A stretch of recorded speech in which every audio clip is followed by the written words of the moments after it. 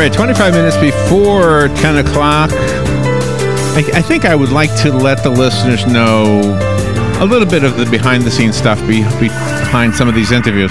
If an author is asking to be on the air and we don't have any connection with that author, then it's usually a long wait because Robin and I have a lot of reading to do in order to decide who comes on and who we ask to wait till another book or something like that. We never say no, absolutely no, but sometimes we'll say you're not ready or the book's not ready, or especially if it's not published. Sometimes it's a good manuscript and we say, well, the listeners are going to want to buy it, so can we wait until it's published? So the way we streamline the process is we use publicists, and publicists will be our kind of, they're the screeners, and they're the ones who say, okay, and then by the time we hear about them, yes, they've gone through that process of, so we don't have to be the one asking them to wait and come back at another time. It's always hard, right, Robin? Oh, yeah. Nobody likes to disappoint somebody. But the other way is to have been on before. So our next guest has been on before, and I don't know how long he waited from the first book before he came on for the first time. In his letter that he wrote to us, he was on April 4th, 2013. And that was a book called Strange Appearance. Right? Do I have that right? Mm-hmm. Do I have that information right? What did I do with the book? Oh, here's the new book. Oh, the new book is called Strange Appearance, right? Or is this the first book? That's the new book. That's the new book. Okay, so Concealed Warnings, was that the... That was the one, yeah. That was before that. Okay, I'm confused here. But since we already knew you were an accomplished writer, and we already enjoyed your appearance on the show, it was a no-brainer to invite Greg back. Greg Didaleusky is in the studio with us, not on the phone. He's in the studio with us with his beautiful wife, who chooses to not be in the picture or on the radio. So, good morning, Greg. You have a list of credentials. Let me say you graduated with a physician assistant degree. You have over 20 short stories published in a variety of magazines. You're the author of medical mystery and suspense novels, and this one, Strange Appearance. And I'm up to there. So you can see I didn't finish the book. Good morning, Greg. Good to see you. Good to see you again. Yeah, and you worked for the prison system for a while there? Yes, I was. I'm now retired. Are you glad you retired from that? Absolutely. At first, it was like, I was on vacation, but it takes about several months before you realize that you're retired. I bet it does. It really does. One of these days, I'm going to figure this out. And now, once you're retired, it feels like it's Saturday every day. Does it work well as an author, though? Oh, yes. Retirement serves the author need in you, right? That's correct. I have more time. Really? More time with the wife. More time we can do things. Instead of waiting until after work or on weekends, now I just do it. How long did you work in the prison? The prison systems itself? Oh, probably 30 years. Wow. And you worked different states. Did you work directly with the prisoners? Yes. Did that help at all in creating characters? One of the books I wrote, actually my first book, Frozen Death, deals in a prison here in Ocala. Really? It's a fictitious prison, a newly built male prison. And the new book deals with hairless twins. Hairless twins. I never heard of this before. And this is in the Ocala National Forest? Yes, this is a fictitious book, of course. Yeah. It's based on an idea I had, and then a colleague mentioned about Ocala National Forest, about murders happening, a dumping zone for serial killers or killers, and that, because it's so vast. Yeah, I think it's the third largest white pine forest in the United States, so it's quite large. Yeah, it is. So I didn't know it had that reputation, though. Well, I'm saying I didn't either until I started doing research on it, and I realized there was quite a few people that go missing in the forest, and some of them are never found. Mm-hmm. Really? It's a pretty vast forest. Oh, man. Yeah, I know that, but I didn't know people went missing. Yeah, that's correct. And that's how I sort of based the story on, and ideas just start flowing. So where did the idea come from for that? What is a hairless these two guys, they don't have any hair? Well, I don't want to tell the whole story, but it's two teenagers are hairless. You can be born that way, or actually later in years you can actually develop that.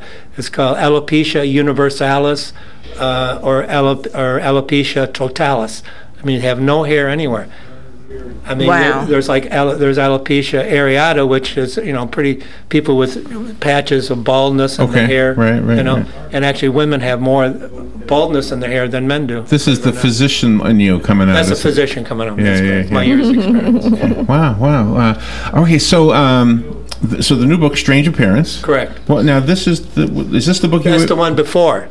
Sudden Blindness was the book before. It takes place in Ocala too. Isn't it funny? I don't remember the cover.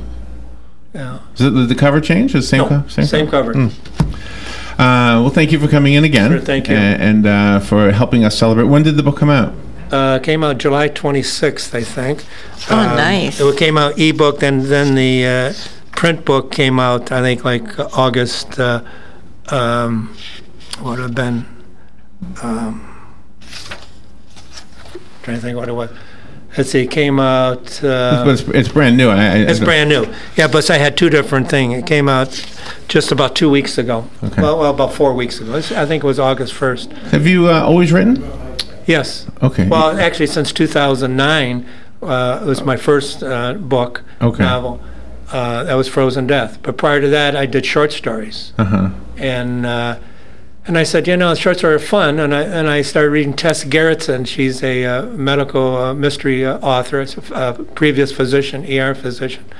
And I started reading her books, and I said, gosh, I think I could start writing too, But it's not that easy. I mean, I do have an English background. I have a science degree, initially a secondary education. And then I have a minor in English, which is kind of unheard of, being a science major and have a minor in English. But I like both of them. Does science fiction ever creep into your writing? No. No, not at all. Well, to some degree, yes, to some degree. Actually, my fifth novel now is going to be medical science fiction. Oh, really? Yeah, the way it's turning out now. Because all of your previous books have to do with the medical field. It all has to, and this book does too. My fifth one, I'm starting. I'm a third of the way through. Is medical, has medical things in it. But you have to do a lot of research. You have to do a lot of research. Even being in the medical field, you still have to do research. I mean, unless you're an expert in that particular field. Sure, yeah. You have to do research. And so when you're dealing with a murder story, correct, the medical part probably is more accurate coming from somebody like yourself than it would be if I wrote it. I wouldn't even know where to begin to even look. That's true. That's true. That would know where to go to find the information and knowing what you read. Because doesn't the medical evidence in the real world, isn't that super important when you're in the courtroom? That is correct, yes. So you have to know that, right? Yeah. Okay. And then police procedures and that, I did a lot of research.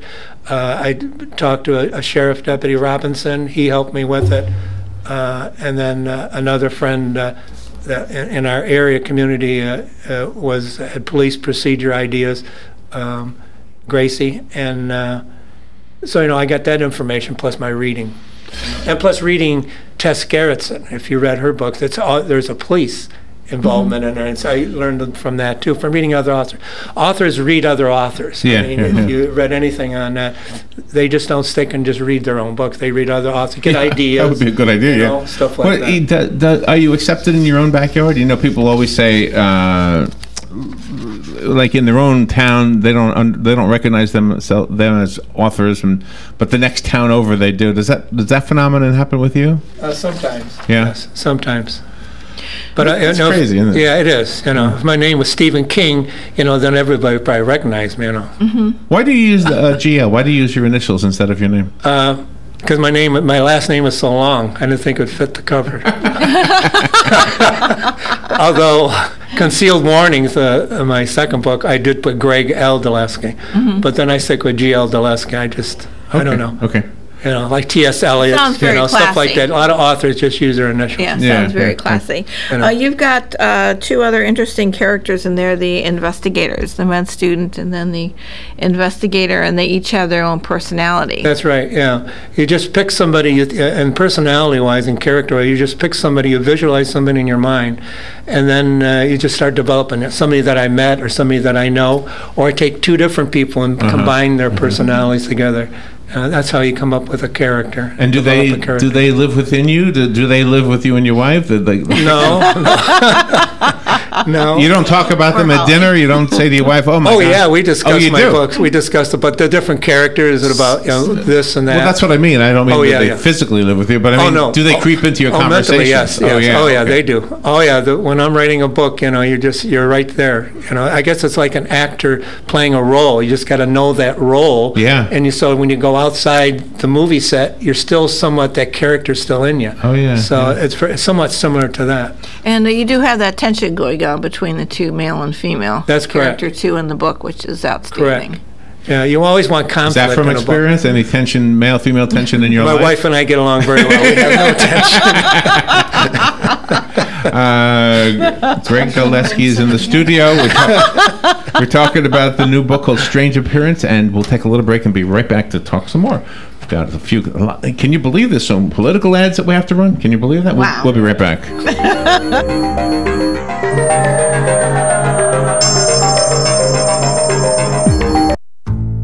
Central Florida Eye Institute is the area's leader in laser vision correction. From high-definition refraction surgery and LASIK vision correction to custom cataract, glaucoma, and diabetic treatment, you can count on Dr. Crowley and his effective, friendly staff to provide you with the quality care you deserve. Call 352-237-8400 for an appointment or more information. That number again is 352-237-8400. Looking forward to service your vision needs. My name is David Moore, and I'm running for County Commission District 1 here in Marion County, Florida. The reason I'm running is I believe that government is of the people, by the people, and for the people, not of the special interests, by the special interests, and for their own self-serving interest. My faith lays the foundational principles for my decision-making process. I believe that public safety matters. The reason we have government is to protect the public, and we need to take care of those who take care of us. This is David Moore. I would appreciate your vote on August 30th. Paid political advertisement paid for and approved by David Moore, Republican for County Commission District 1.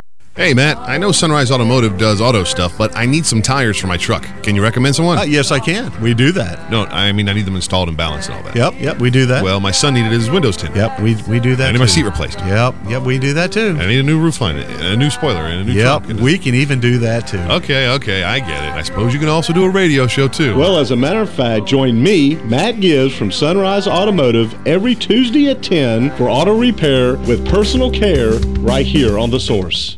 FlySanford.com, Orlando Sanford International Airport. We are SFB. Simpler, faster, better. Simpler, with an easy-to-navigate, compact airport design. You won't need your running shoes. Faster, with quick processing times from parking to plane in minutes. Better, with more nonstop flights to your favorite places. And new destinations are being added all the time. For enjoyable travel, come to Orlando Sanford International Airport. We are SFB. Simpler, faster, better. Before you fly, FlySanford.com. WWWOCA, WWWOCA. When it really counts, depend on The Source for the latest weather updates, keeping you ahead of the storm. 96.3 FM, 1370 AM, The Source. Hi, I'm Fran Darkington. When I need news, I pass the rest and tune to The Source, WOCA.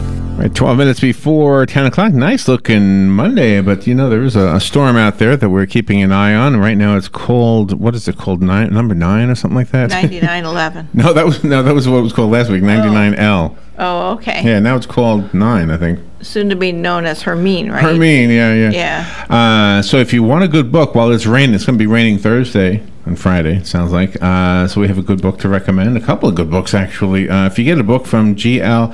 Didaleusky, you're going to have a good book. And I love the fact that you've got local references in the book. And is that because you live here? Is that why you do it that way? Yes. I mean, basically, because you can describe the area. It's not a fictitious town. I think a lot of authors do that.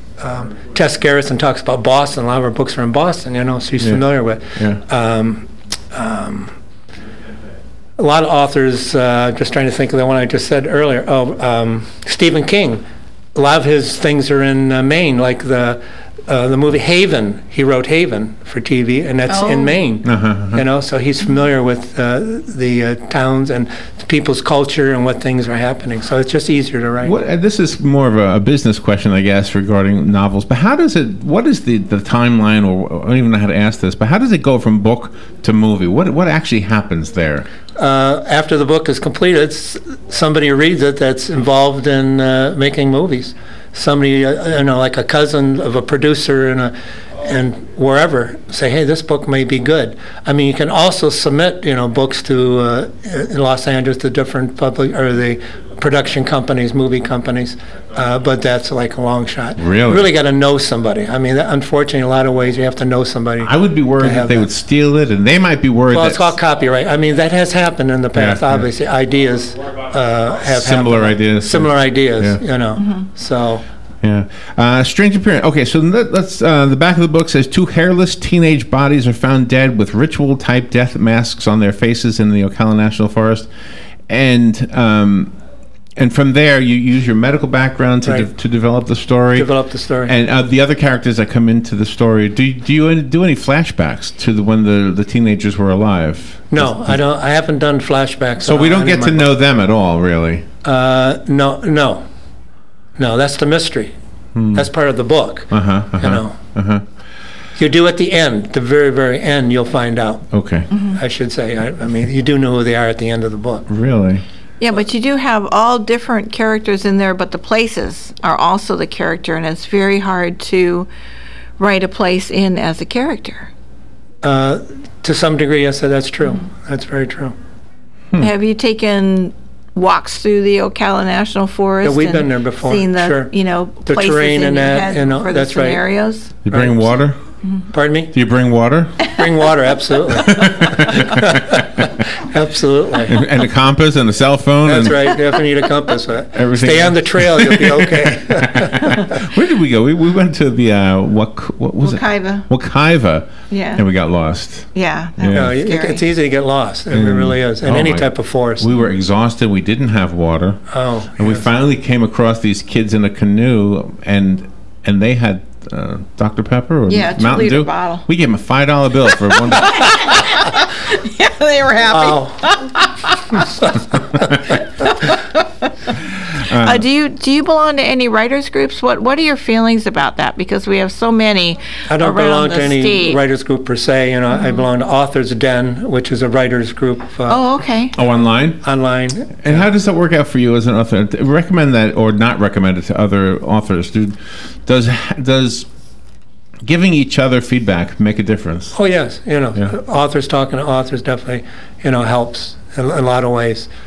Especially in publication and recognition and trying to get your name and book out. Is it nonstop for you, or do you sometimes have weeks before you add more to the book?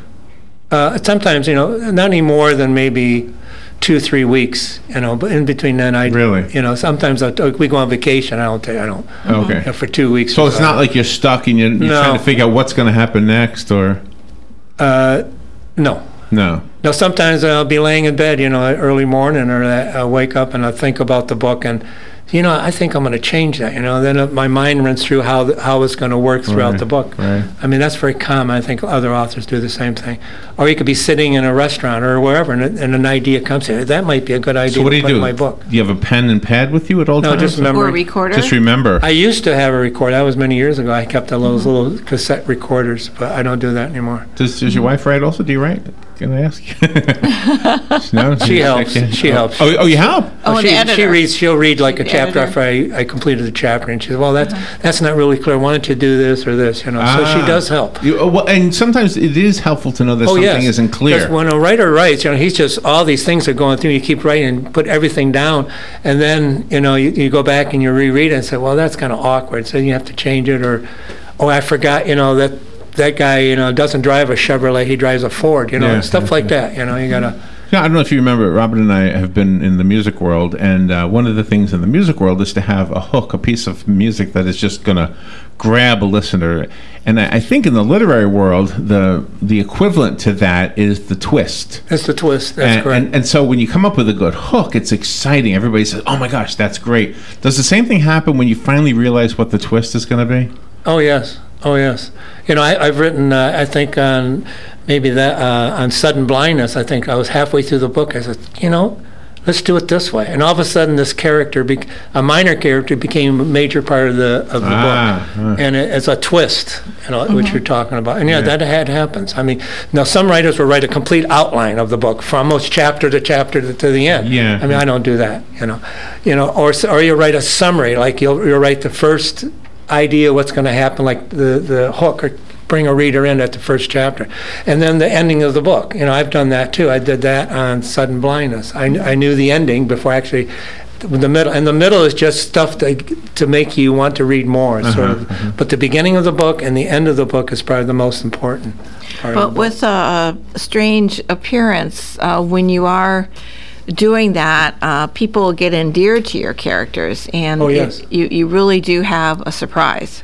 That's at the correct. end. Oh, yeah, that's correct. Yeah, a couple of my books are complete surprises with the characters, that you develop a character and then all of a sudden they'll say, oh my God, I didn't realize that, as a reader. That's what you want. You don't want just, you expect what the character is going to, the protagonist is going to do. He's going to do, he goes from A to B, B to C and so forth, so on. You sort of want to deviate. You don't want the reader to get complacent in their reading out of a character. And you do have like a second story going on too. That's right. You always have a second story. Yeah, you usually have a second story. It's just not, this is going to happen to this. You want all different things coming in to influence that. And then you want to change the character. Is the character very passive at the beginning and then very outgoing at the end? Or do you want the character to stay the same throughout the book? Or do you want him to evolve in his thinking in that? There's different ways of doing that. I think if I ever meet any hairless paternal twins in Ocala, I'm gonna give them a warning. I'm gonna say, just be careful. That's right. Be careful. I don't. Yeah. Well, thank you for coming in. It's always fun and always goes too quick. G.L. Didaleusky is who you will look up. Let me spell Greg's last name: Didaleusky. And then you can find him online. Do you have a website you want to tell us about? Yes, well, you can find me on Amazon.com, Barnes & Noble, and then my webpage is www.gregdaleusky.com. Okay, and That's my webpage. Yeah, you need to be able to spell that. And what we'll do is we'll put that on the video. All you have to do is if you go to Google or Bing, you put Didaleusky, D-I-D-A, and you'll see everything on there. It goes to Amazon, it goes to a bunch of other stuff, all my books and like that. All right, excellent. Thank you for coming in. Thank you very much for having me. Thank you, Mrs. Didaleusky, for coming in. And Holly, beautiful name. I'm sorry? Holly. Holly. Thank you. I either forgot your name or I didn't hear it in the first place. Thank you for coming in. You guys are great. When's the next book coming out? I'm a short story book. It's already completed. Really? It's already to the publisher. I took all my short stories and put it in a book form.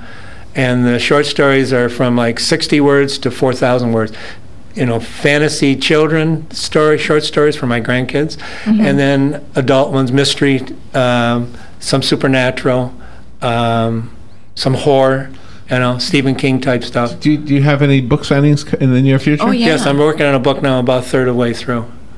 How about book signings? Yeah, book signings. You go like to Barnes and Noble to sign. Yeah, I have not as of recent. No. Public events. If you have any, let us know. I sure will. We're glad to mention it for the listeners. Thank you. Having one come up at the library. Well, the library will have one every spring, or not every other spring. That'll be at the library. Oh yes, library. We've it's in April, I think. I think we did a couple of videos of that. Yes, you did. Yeah. What was this? It always happens at the same time as something else. The Student Media Festival. Yeah. Those two things always collide with us. Yeah. We try to, balance. Support both events. You show up, I think, for a little while. Yeah. We got done and really, came over there really quick. Yeah, sometimes it's hard for us to get around. Sure. Greg and Holly, thank you both for coming in. Thank you for having us. Good luck with the book. Go online and get it. It's called Strange Appearance, the new one, and you're going to love it. And it's all Ocala. It's two hairless twins. We'll take a little break, and we will be right back.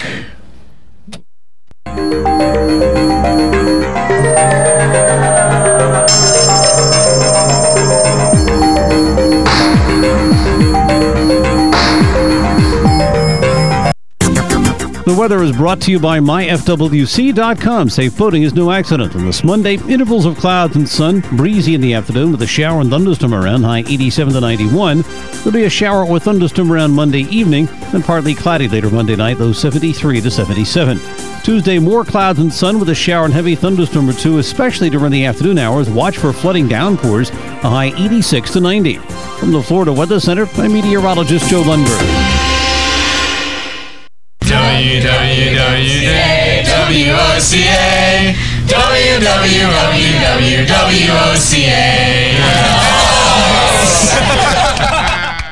Broadcasting from the paddock.